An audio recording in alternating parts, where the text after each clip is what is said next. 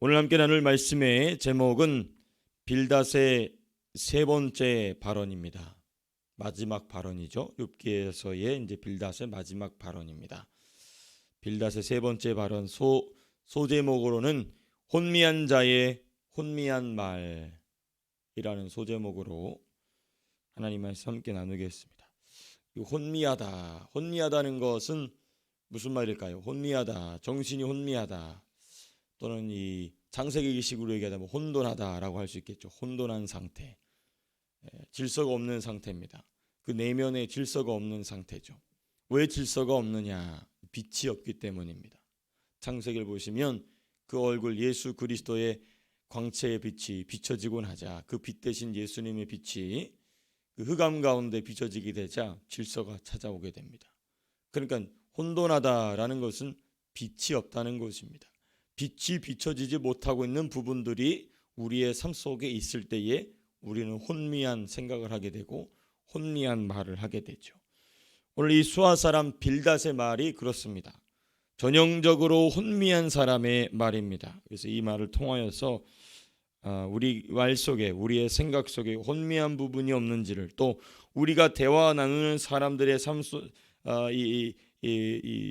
속에 있는 혼미함이 무엇인지를 분별할 수 있는 귀한 기준의 말씀이 될 수 있기를 주님의 이름으로 축복합니다. 2절 말씀 보시면 우리 2절부터 우리 한 구절 한 구절씩 좀 살펴보고자 하는데요. 2절 말씀을 보시면 이런 말씀이 있습니다. 하나님은 주권과 위엄을 가지셨고 높은 곳에서 화평을 베푸시느니라. 여기서 말하는 화평은 평화가 아니고 질서를 의미합니다. 거기 보시게 되면 He established order in the heights of heaven이라고 되어 있어요. 그러니까 여기서 보면 He established order라고 되어 있습니다. 질서요, 질서.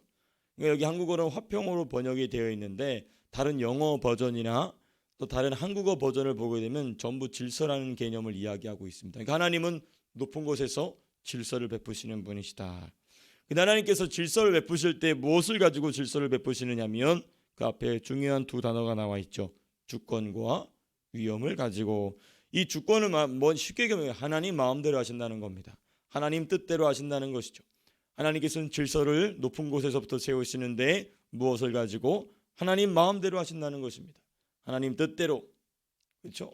하나님의 계획대로, 하나님의 섭리대로, 하나님의 예정대로 일하신다. 그리고 그 하나님의 주권과 섭리, 하나님께서 뜻대로 하나님 마음대로 하시는 것을 우리 인간에게는 어떻게 드러내시느냐? 위엄을 가지고 드러내신다는 것입니다. 권위를 가지고, 권세를 가지고, 권능을 가지고 드러내신다는 것입니다. 어디에서? 높은 곳에서 질서를 베푸시는 하나님이 그렇게 하신다라는 것이죠. 예. 하나님은 이렇게 주권을 가지고 하나님의 마음대로 하시는, 하나님 뜻대로 하시는 것을 가지고 영적 세계의 질서를 세우십니다. 영적 세계의 질서를 세우시죠.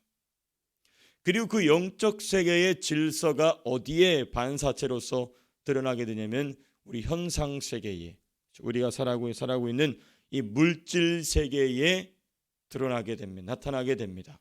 그러니까 이 물질 세계에 우리 눈으로 볼, 우리 인간의 육안으로 확인되는 세계, 또 우리 인간의 지성으로 확인되는 세계의 모든 질서는 어디로부터 내려온 거냐면 영적 세계에서.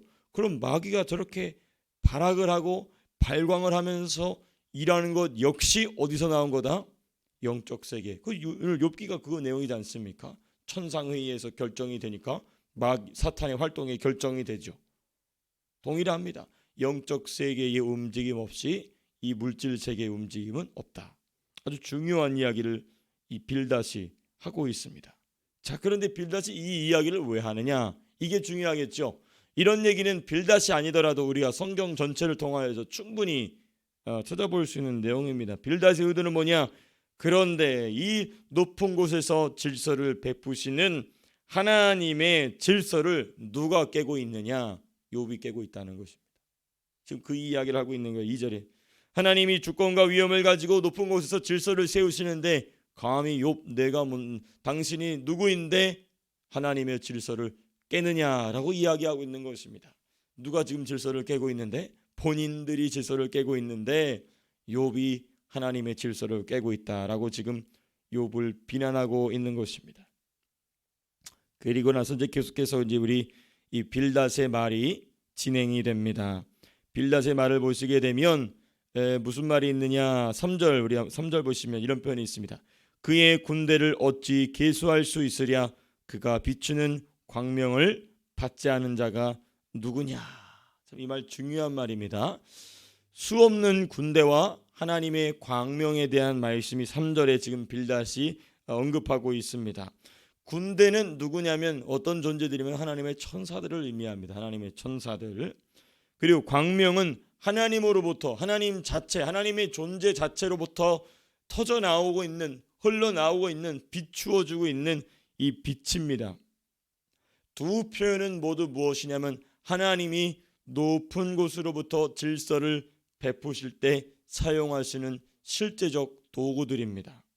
하나님께서는 영적 세계의 질서를 세우실 때에 누구를 사용하시느냐? 천사들을 사용하십니다.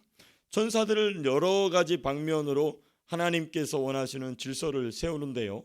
천사들은 하나님의 말씀을 전달하는 역할로서 하나님의 질서를 세우기도 합니다. 다니엘에게도 보십시오. 그렇죠? 그리고 저는 틀림없다고 봅니다. 틀림없다고 보는데 사도들이 성경을 성령으로 기록할 때에도 분명히 저는 천사들이 도왔다라고 저는 확신합니다. 왜?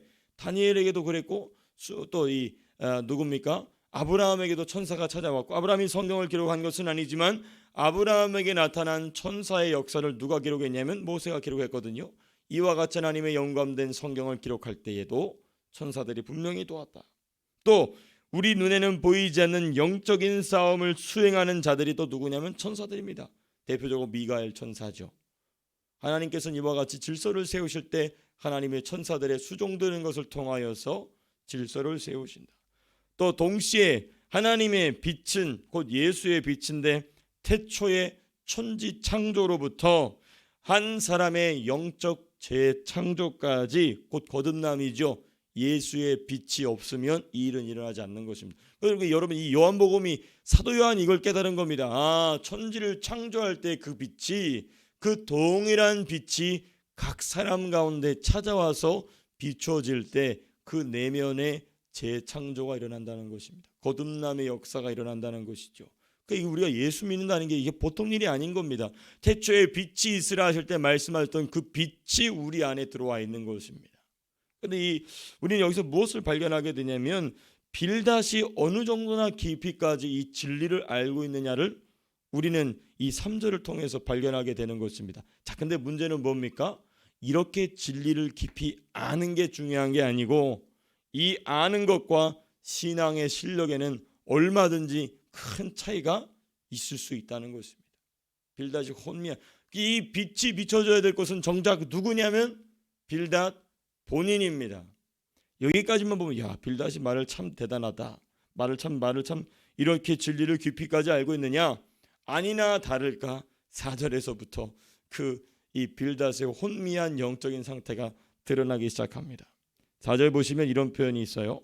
그런즉 하나님 앞에서 사람이 어찌 의롭다 하며 여자에게서 난 자가 어찌 깨끗하다 하랴. 이제 본격적으로 이제 욥을 정죄하기 시작합니다. 2절 3절에는 그런 뉘앙스를 풍겼지만 이제는 4절부터 직접적으로 욥에 대하여 정죄하기 시작하죠. 너가 분명히 사람이고 너가 여자로부터 태어난 사람으로서 어찌하여 하나님 앞에 너는 의롭다라고 이야기하느냐. 자, 여기서 우리가 아주 중요한 부분입니다. 우리가 이제 빌닷을 비롯한 다른 친구들의 발언을 한 두세 번 반복해서 봤기 때문에 제가 이제 이 세 친구들이 욥을 정죄할 때에 그 근거가 되는 기준이 되는 중요한 내용을 이제 여러분들과 좀 나눌 수 있게 되었는데요. 빌닷의 이 말은요, 여지껏 세 친구들이 욥을 정죄하는 내용의 반복입니다. 그러니까 뭐냐면 빌닷도 더 이상 어떤 말을 더 깊이 할 수 없게 된 겁니다. 자, 근데 이 내용을 보게 되면 중요한 표현입니다. 인간의 존재론적 연약성을 이야기하고 있는 겁니다. 좀 어려운 표현에서 죄송합니다. 인간의 존재론적 연약성. 이게 무슨 말이냐? 사람은 그 존재 자체가 하나님 앞에서 의롭지 못하다는 거예요. 그러니까 지금 빌닷이나 다른 친구들은 계속해서 하나님 앞에 그 존재 자체가 의로운 사람은 없다, 이 이야기를 계속하는 것입니다. 자, 근데 욥의 주장은 무엇이냐면, 욥의 주장은 무엇이냐? 본인의 존재 자체가 하나님 앞에서 의롭다라고 이야기하고 있는 게 아니에요. 욥은 단 한 번도 그 얘기하지 않습니다. 욥이 자기가 의롭다고 이야기할 때마다 뭘 얘기하냐면 자기의 행위를 이야기합니다. 근데 이 행위는 우리가 어떤 행위라고 살펴봤냐면, 우리 23장을 잘 기억해 보시면 욥이 그와 같이 하나님의 말씀에 잘 순종할 수 있었던 것은 누구의 개입이 있었기 때문에? 하나님의 개입이, 하나님의 신적 개입이, 하나님의, 쉽게 말하면 하나님의 도우심이 있었기 때문에, 하나님의 은혜가 있었기 때문에, 우리 23장의 주제로 본다면 하나님의 주권적 섭리 때문에 내가 하나님 앞에서 온전히 행할 수 있었다, 이 이야기를 하는 것입니다. 그러니까 지금 이 빌닷이 얘기하고 있는 이 정죄의 핵심은 뭐냐? 야, 인간 자체는, 보십시오, 이 4절에 그렇게 얘기하죠. 사람이 어찌 의롭다, 사람 자체가 어떻게 의롭고 사람이 여자로부터 태어난 모든 존재가 어떻게 하나님 앞에 깨끗하다 할 수 있겠느냐? 이건 존재론적인 얘기입니다. 근데 욥이 얘기하는 건 뭐냐면 그게 아니고 내가 말하는 것은 내 의는 지금 하나님이 도와주셨기 때문에 내 안에 일어나게 된 의를 얘기하는 것입니다. 지금 서로 대화가 지금 안 통하고 있는 것이, 세 친구들이 욥의 이야기를 지금 이해를 못하고 있는 겁니다. 그러니까 성도의 온전함, 하나님의 도우심으로 말미암은 성도의 온전함에 대한 것입니다. 조금 더 풀어서 말씀드리면 이런 것이죠. 하나님으로부터의 독립된 의가 아니고, 하나님으로부터 독립된 의는 존재할 수가 없죠. 그렇죠? 이 욥이 주장하는 의는 뭐냐? 하나님께 철저히 의존적인 의를 말하는 것입니다. 오직 하나님께 의지하여서 얻은 의를 지금 욥이 말하고 있는 것입니다. 그러니까 이것은 굉장히 신약적인 칭의 개념을 욥이 이야기하고 있는 것입니다. 예수를 우리가 의지함으로 예수의 의가 우리에게 건너오는 것이죠. 예수를 믿음으로. 그와 같은 동일한 원리의 의를 지금 욥이 계속해서 말하고 있는 것입니다. 그런데 이 욥이 말하고 있는 이 의의 개념을 누가 깨닫지 못하고 있냐면 빌닷이 깨닫지 못하고, 빌닷을 비롯한 두 친구가 이 깨달음을 얻지 못하고 있다는 것입니다. 왜 그럴까요? 흑암 때문에 그렇습니다. 흑암 때문에. 흑암으로 말미암아 혼미한 빌닷은 전혀 깨닫기 어려운 진리입니다. 그러니까 이 진리를 사도 바울이 유대인들에게 아무리 설명해도 도저히 받아들이질 못하는 것입니다. 너희들은 하나님으로부터 떨어진 의다, 율법을 지킴으로써 의를 얻을 수 있다는 것은 하나님으로부터 독립된 의를 얻겠다는 허황된 일이다. 우리는 오직 누구를 통하여? 그 아들 예수 그리스도에게 전적으로 의지하여서 의를 얻는 자들이다. 그래서 그 예수 그리스도가 메시아다라는 얘기를 유대인들이 전혀 받아들이지 못하고 있다는 점이 지금 이 빌닷을 비롯한 두 친구가 욥의 말을 이해하지 못하고 있는 아주 동일선상에서의 이야기입니다. 그리고 이 이해하지 못하고 이 진리를 받아들이지 못하는 것에 대해서 요한이 뭐라고 해야 되느냐? 빛이 어둠에 비치되 어둠이 뭐하지 못하더라? 깨닫지 못하더라. 말이 바로 이 말인 것이죠. 그 아들 예수 그리스도를 의지함으로써 얻는 의를 깨닫지 못하는 어둠, 그게 바로 혼미함이다라는 것이죠. 그리고 나서 5절 6절에서는 본인의 그 혼미한 상태, 흑암의 상태를 더욱 깊이 얘기해 버립니다. 5절 6절 보시게 되면 특별히 6절 같으면 하물며 구더기 같은 사람, 벌레 같은 인생이랴. 그 욥이 뭐라는 겁니까? 구더기 같은 사람이고 벌레 같은 인생이다는 얘기를 좀 하고 있는 것입니다. 계속해서 이거 뭐냐면 인간 욥을 존재론적 연약성에 의거하여 정죄하고 있어요. 계속해서. 맞습니다. 우리 인간은요, 하나님 앞에서 구더기 같은 사람이에요. 존재입니다. 하나님 앞에서 다 벌레 같은 존재죠. 이렇게 얘기하면 이 부분만 자꾸 드러내게 되면 아무도 할 말이 없어지게 됩니다. 그러나 우리가 어떤 할 말이 생기게 되는 것은 누구를 의지함으로? 예수님을 의지함으로 우리가 할 말이 생기는 것입니다. 비록 실패한다 할지라도 그래도 예수님의 의로 말미암아 성공하는 부분들이 있다 이 말이에요. 근데 욥이 지금 그 얘기를 하고 있는 것입니다. 근데 우리가 좀 더 이 말씀을 살펴보게 되면 빌닷 본인도 사람이 하나님 앞에서 구더기 같고 벌레 같다는 이 진리를 알게 된 것은 욥이 주장하고 있고 호소하고 있는 하나님의 신적 개입으로, 하나님의 도우심으로 본인도 인간은 하나님 앞에 구더기 같고 벌레 같다는 말을 할 수 있는 겁니다. 그러니까 본인이 어떤 힘으로 말하고 있는지도 모르고 계속해서 빌닷은 자기가 깨달은 것 하나 가지고 욥을 지금 지속적으로 정죄하고 있는 것입니다. 이게 바로 혼미한 사람의 상태입니다. 혼미한 사람의 상태. 본인도 하나님 앞에서 인간이 존재론적으로 태어날 때부터 의롭지 못하다는 것을 어떻게 깨달았냐는 말이죠. 누가 그걸 깨닫게 하셨을까요? 하나님의 신적인 개입이 있으니까 깨달은 것입니다. 근데 욥도 동일하게 그 신적인 개입을 가지고 빌닷에게 이야기하고 있는데, 본인에게 와 있는 그 하나님의 신적인 개입, 하나님의 도우심, 하나님의 은혜를 빌닷은 알지 못하고 말하고 있고 욥은 알고 말한다는 것입니다. 이게 혼미한 사람의 특징이라는 것이죠. 본인이 말하는 말을 어떻게 깨달았는지, 내지는 더 쉽게 얘기한다면 본인이 하는 말이 무슨 말인지 모르고 말한다는 것입니다. 이게 혼미한 사람의 영적인 상태라는 것입니다. 그럼 이제 결론입니다. 그러면 이 혼미함을 어떻게 극복할 수 있는가? 이게 참 핵심이겠죠. 혼미함을 어떻게 하면 극복할 수 있는가? 먼저 빛이 임해야 됩니다. 이제 서두에 제가 서론에 말씀드렸죠. 빛이 임해야 된다. 빛이. 예수의 빛이, 하나님의 빛이, 성령이 비추시는 빛이 비춰져야 됩니다. 바울을 보십시오. 다메섹 도상에서 예수 믿는 사람들을 잡아서 죽이기 위해서 그 혈기가 등등하게 가는데 무엇이 둘러 그를 비춥니까? 예수의 빛이 그를 둘러 비추게 되니까 무슨 일이 일어나게 되냐면 바울의 눈이 멀어버립니다. 바울의 눈은 멀고 영의 눈은 열리기 시작하고, 여러분 이 빛이 임하게 될 때 그 사람을 혼미하게 하는 원인이 사라지게 됩니다. 그 사람 바울로 하여금 혼미하게 했던 핵심적인 원인은 뭐냐? 자기의 육신적인 눈으로 보고 판단한 것이 바울로 하여금 혼미하게 한 것이었던 것이죠. 근데 예수의 빛이 꽝 비치게 되니까 그 쓸모없는 눈은 하나님이 멀게 만들어 버리시고 그제서야 무엇인가 영적인 눈이 시작이 되게 되는 것입니다. 그게 전부가 아니에요. 나중에 꼭 누굴 만납니까? 직가에 가서 아나니아에게 안수를 받을 때 성령의 세례가 불같이 임하고 나서야 드디어 영적인 눈이 활짝 열리게 되죠. 이게 빛이 그 사람으로에게 임하게 되는 중요한 과정을 의미하게 되는데, 그러므로 이 빛은 무엇을 가져오느냐? 두 가지 결론을 이 결과를 냅니다. 먼저 질서를 가져옵니다. 질서예요. 질서.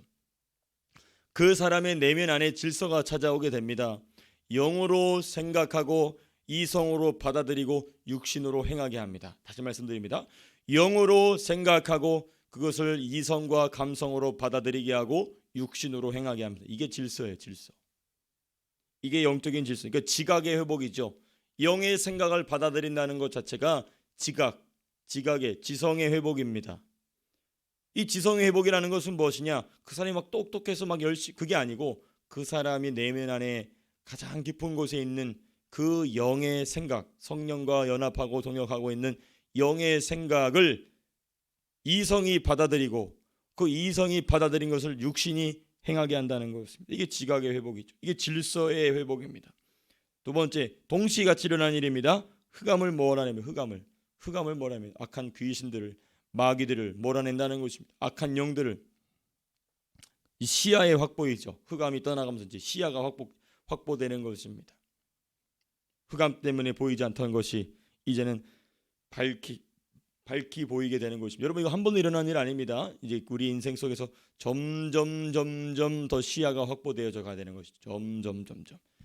그런데 이제 중요한 건 뭐냐면 이 빛이 어떻게 임하느냐, 이게 참 중요하겠죠. 빛이 임하는 방식이 있습니다. 빛을 가진 자로부터 받습니다. 12제자는 예수님으로부터 빛을 받았죠. 그리고 그 12제자가 사도가 되어서 각 지역으로 전 세계로 퍼져서 그 빛의 반사체로서 또다시 누군가에게 빛을 전합니다. 우리도 그렇습니다. 선교사님들을 통하여서 빛을 받고, 그리고 이제 그런 우리 신앙의 선배님들에게 임한 그 빛이 계속해서 저와 여러분들의 심령을 통과하고 나가는 것입니다. 우리 사랑하는 성도님들이 가는 곳마다 이 빛이 계속해서 누군가를 향하여 비춰짐으로 말미암아 내 안에 있는 혼미함뿐만 아니라 나를 만나는 사람들의 혼미함 또한도 떠나게 하고, 창조 때 하나님이 이루셨던 그 아름다운 질서가, 그래서 하나님 그러셨거든요. 보시기에 좋았더라 하셨어요. 그 보시기에 좋았더라는 역사가 우리의 삶을 통하여서 아름답게 풍성하게 일어나시게 되기를 주님의 이름으로 축복합니다. 제가 기도하고 마치겠습니다.